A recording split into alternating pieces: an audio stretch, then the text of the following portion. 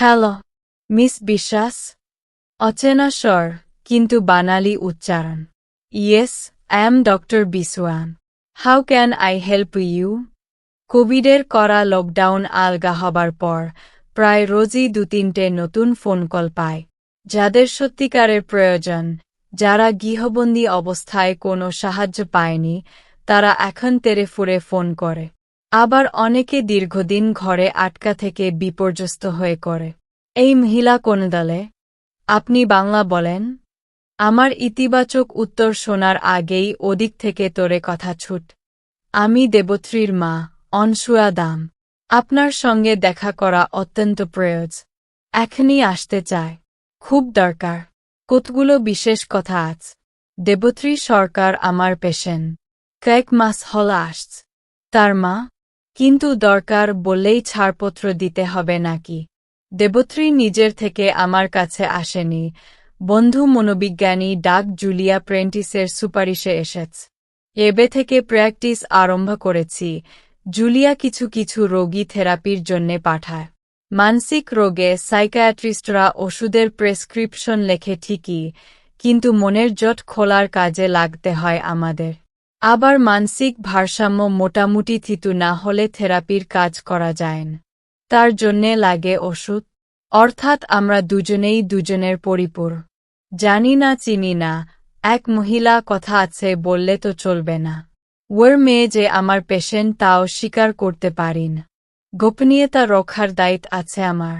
দেবত্রীকে যখন ওর স্বামী জুলিয়ার কাছে নিয়ে গেছিল তখন মেয়েটার বেশ ম্যানিক অবস্থা।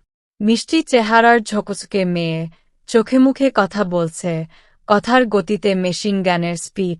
একই সঙ্গে হাত পায়ে উইন্ডমিল চলছে।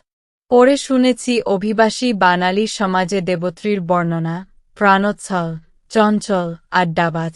একটু বেশি বকবক করে ঠিকই, কিন্তু কি পরোপকারী, হাসি খুশি। আর সুন্দর মুখের জয় তো সর্বত্র হবে।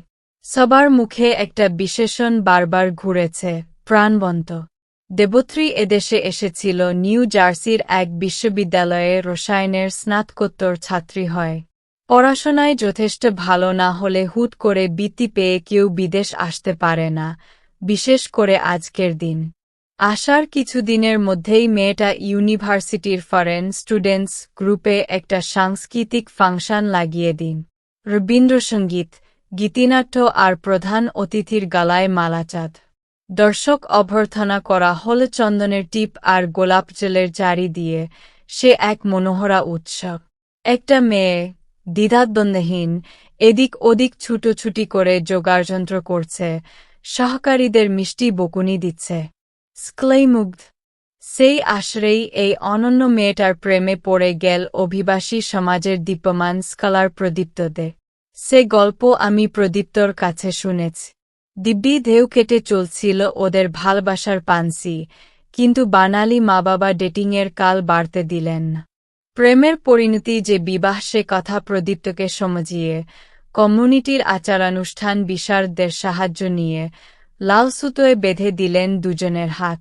মেয়েটির আপনজন কেউ বিয়েতে আসতে পারেনি।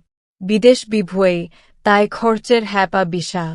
এমন তো হতেই পারে।